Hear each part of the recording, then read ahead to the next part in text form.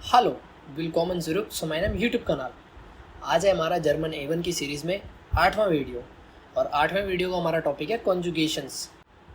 तो जर्मन कॉन्जुगेशंस किसको बोलते हैं, मैं आपको एक ओवरव्यू देता हूँ। जैसे हम हिंदी में बोलते हैं मैं जा रहा हूँ, तुम जा रहे हो, वह जा रहा है, वे जा रहे हैं, तो इन्हीं चीज़ों को हम कहते हैं कॉन्जुगेशंस।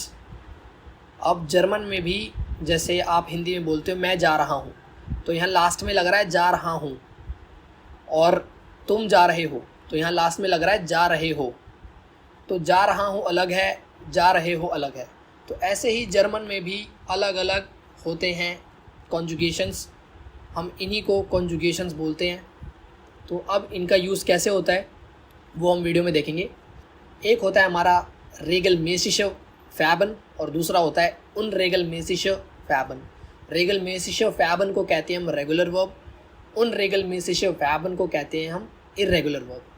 तो दो टाइप्स के वर्ब होते हैं हमारे पास, एक होता है रेगुलर, एक होता है इर्रेगुलर। तो रेगुलर वर्ब्स की पहचान कैसे हो सकती है और इर्रेगुलर वर्ब की पहचान कैसे हो सकती है ये भी मैं आपको बताऊंगा इस वीडियो में। तो रेगुलर वर्ब में आज मैंने दो वर्ब्स के एग्जाम्पल लिए हैं और इर्रेगुलर वर्ब में भी आज मैंने दो वर्ब्स के एग्जाम्पल लिए हैं जिनको हम अभी आगे वीडियो में कवर करेंगे। तो रेगुलर वर्ब में पहला है हमारा वोनन। वोनन का मतलब होता है टू लिव। अब जैसे आप हिंदी में कहते हो मैं रह रहा हूँ, तुम रह रहे हो, वे रह रहे हैं, वह रह रहा है, ऐसे ही जर्मन में भी एंडिंग्स चेंज हो जाती हैं। और ये एंडिंग्स चेंज होती है तो ये वर्ब में ही एंडिंग्स चेंज हो जाती हैं। इन्हीं को हम कहते हैं कॉन्जुगेशंस। और जैसे वोनन है, अब वोनन को हमको पहले दो पार्ट में ब्रेक करना पड़ेगा, दो पार्ट में डिवाइड करना पड़ेगा। एक बनेगा उसका वर्ब स्टेम और दूसरा बनेगा उसका वर्ब रूट। तो जो वर्ब रूट होगा वो चेंज होता रहेगा, वर्ब स्टेम सेम ही रहेगा रेगुलर वर्ब के केसेस में। तो अब हम अपना वीडियो स्टार्ट करते हैं वोनन से। तो वोनन का मतलब होता है टू लिव और हिंदी में हम इसको कहते हैं रहना। स्क्रीन पे स्पेस ना होने की वजह से मैंने ट्रांसलेशंस लिखे नहीं हैं, आप अपने नोटबुक में नोट कर सकते हो साथ साथ। तो पहला है फर्स्ट पर्सन इश। इश के साथ वोनन क्या बनेगा, वर्ब स्टेम तो वर्ब स्टेम ही रहेगी और वर्ब रूट चेंज होकर आ जाएगा ई। इश वोन, इसका इंग्लिश ट्रांसलेशन हुआ आई लिव और हिंदी में हम इसको कहेंगे मैं रहता हूँ। ऐसे ही हर एक पर्सन्स के साथ एंडिंग्स चेंज होती हैं, हमारे हिंदी लैंग्वेज में भी चेंज होती हैं तो जर्मन में भी वो चेंज होंगी। सेकंड पर्सन है दू। दू के साथ एंडिंग आएगी एस टी, ये बन जाएगा दू वोन्स्ट। एयस एंडिंग आएगी टी, ये बन जाएगा एयस वोंट। वोंट, एयस वोंट का मतलब बन गया वह रहता है। इंग्लिश में हम इसको कहेंगे ही लिव्स। और नेक्स्ट है हमारे पास वियर। वियर वोनन, वियर के साथ इन्फिनेटिव फॉर्म ही रहेगी हमेशा, तो ये भी आप नोट कर लेना अपने नोट्स में। वियर के साथ हमेशा इन्फिनेटिव फॉर्म ही रहेगी वर्ब में। और वियर वोनन का मतलब हो जाएगा वी लिव, हिंदी में हम इसको कहेंगे हम रहते हैं। ऐसे ही आगे पर्सन्स के साथ फॉलो होएगा ये। या वोंट, तुम सब रहते हो। जी वोनन, आप रहते हैं। जी वोनन, वे रहते हैं। ऐसा ही कॉन्जुगेशंस होता है। और नेक्स्ट वर्ब पे मैं मूव करता हूँ जिससे आपको और अच्छा अंडरस्टैंडिंग होगा कॉन्जुगेशंस का। तो नेक्स्ट वर्ब है हमारा काउफन। रेगुलर वर्ब में हमारा नेक्स्ट वर्ब है काउफन। काउफन मतलब टू बाय, हिंदी में हम इसको कहते हैं खरीदना। और काउफन को भी हमको पहले दो पार्ट में ब्रेक करना पड़ेगा, इसका वर्ब स्टेम और वर्ब रूट। तो वर्ब स्टेम इसका बन जाएगा काउफ और वर्ब रूट रहेगा इसका ई एन, तो ये बन गया काउफेन। इसको दो पार्ट में डिवाइड कर दिया। अब वर्ब स्टेम सेम ही फॉलो होगा हर एक पर्सन के साथ और वर्ब रूट चेंज होता जाएगा। फर्स्ट पर्सन में बनेगा ये काउफ, इश काउफ, मैं खरीदता हूँ, आई बाय। सेकंड पर्सन में हो जाएगा दू काउफ्स्ट, दू काउफ्स्ट, तुम खरीदते हो। तो खरीदता हूँ अलग है, खरीदते हो अलग है। तो ऐसा ही जर्मन लैंग्वेज में भी चेंज होता रहता है एंडिंग्स। एयस काउफ्ट, वह खरीदता है। वी काउफन, हम खरीदते हैं। We buy. या काउफ्ट, तुम सब खरीदते हो, जी काउफन आप खरीदते हैं, जी काउफन वे खरीदते हैं। तो मैं ट्रांसलेशंस भी आपको साथ साथ बताते जा रहा हूँ जिससे आपको समझने में और आसान रहेगा। तो ये हो गया हमारा काउफन की कॉन्जुगेशंस। कॉन्जुगेशंस ऐसे ही होती हैं। अब आपको थोड़ा पता लग गया होगा कि कॉन्जुगेशंस एक्चुअली में होती क्या चीज़ है। तो अब हम आगे मूव करते हैं अपनी वीडियो में इर्रेगुलर वर्ब्स की तरफ। इर्रेगुलर वर्ब्स को हम बोलते हैं उनरेगलमेसिशे फैबन। और उनरेगलमेसिशे फैबन में हमने 2 एग्जाम्पल्स ले रखे हैं आज वीडियो में अपने। तो पहला एग्जाम्पल है फारन। फारन मतलब टू ट्रैवल या फिर टू राइड। और फारन को भी हम 2 पार्ट में डिवाइड करेंगे, एक बनेगा वर्ब स्टेम और दूसरा बनेगा वर्ब रूट। अब इर्रेगुलर वर्ब में वर्ब स्टेम चेंज होएगी पर्सन्स के अकॉर्डिंग। अलग अलग पर्सन्स के लिए अलग अलग वर्ब स्टेम रहेगी, सेम वर्ब स्टेम नहीं होती जैसा कि रेगुलर वर्ब्स में है।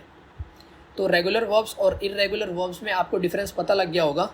वर्ब स्टेम इसमें चेंज होती रहती है और उसमें वर्ब स्टेम चेंज नहीं होती। और जैसा कि हमने वर्ब स्टेम और वर्ब रूट में डिवाइड कर दिया है फारन को, तो अब फर्स्ट पर्सन के साथ कॉन्जुगेशन होगी फारन की। फार ई फार, ये बन जाएगा इश फार। इश फार। आई एम ट्रैवलिंग, मैं ट्रैवल कर रहा हूँ, मैं सफ़र कर रहा हूँ। और सेकंड पर्सन है हमारा दू। दू के साथ इसकी वर्ब स्टेम होगी फैर और वर्ब रूट हो जाएगी एस टी। तो ये बन जाएगा फैर्स्ट। डू फैर्स्ट, तुम ट्रैवल कर रहे हो। यू ट्रैवल, तुम ट्रैवल कर रहे हो। यू आर ट्रैवलिंग, हम कुछ भी बोल सकते हैं। और नेक्स्ट है हमारा एज यस। एज यस के साथ भी वर्ब स्टेम रहेगी फैर और एंडिंग आ जाएगी इसकी टी। फैट, एज यस फैट।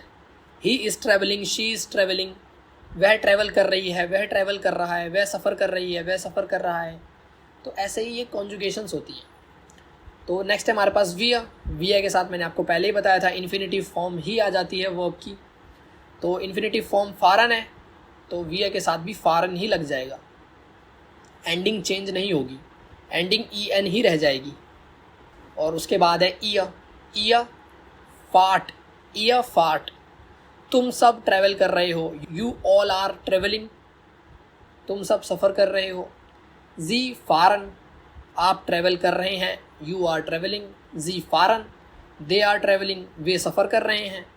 तो ऐसा ही हमारा कॉन्जुगेशंस होता है। और जैसा कि आप देख सकते हो फारन की हमने कॉन्जुगेशंस करी तो वर्ब रूट चेंज नहीं हुई।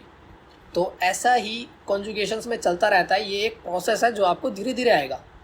कहीं कहीं वर्ब रूट चेंज भी हो जाता है, ये सेम फॉलो नहीं होता। तो अब नेक्स्ट है हमारे पास एसन। एसन का मतलब टू ईट। तो अब हमको इसको पहले 2 पार्ट में डिवाइड करना पड़ेगा, वर्ब स्टेम और वर्ब रूट।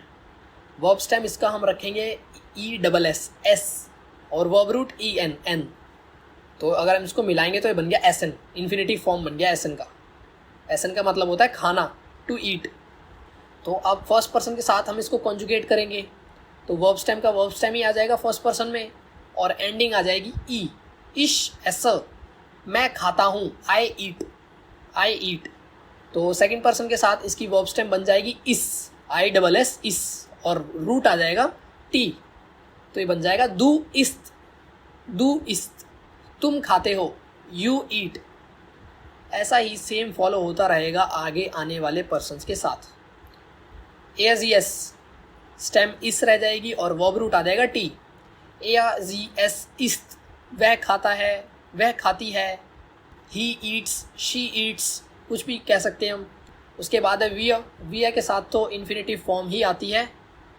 विया जी जी, दोनों जी के साथ इन्फिनिटिव फॉर्म आती है वर्ब की। तो ये चीज़ आपके लिए आसानी है कि आपको कॉन्जुगेशंस इसकी याद नहीं करनी पड़ेगी, सीधा इन्फिनिटिव फॉर्म ही लिख देनी है आपको। विया एसन, हम खाते हैं। We eat. इया एस्त, इया एस्त, तुम सब खाते हो। You all eat. जी एस एन, यू ईट, आप खाते हैं। जी एस एन, दे ईट, वे खाते हैं। तो ऐसे ही कॉन्जुगेशंस होती हैं हमारी जर्मन में।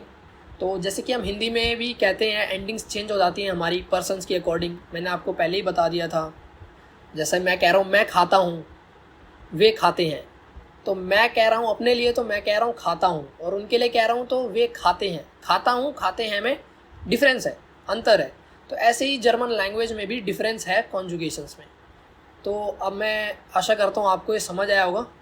तो आज का वीडियो हम यहीं ख़त्म करते हैं कॉन्जुगेशंस का, और मिलते हैं नेक्स्ट वीडियो में एक नए टॉपिक के साथ। तो च्यूस, दांके श्योन, बिस बाल्ड।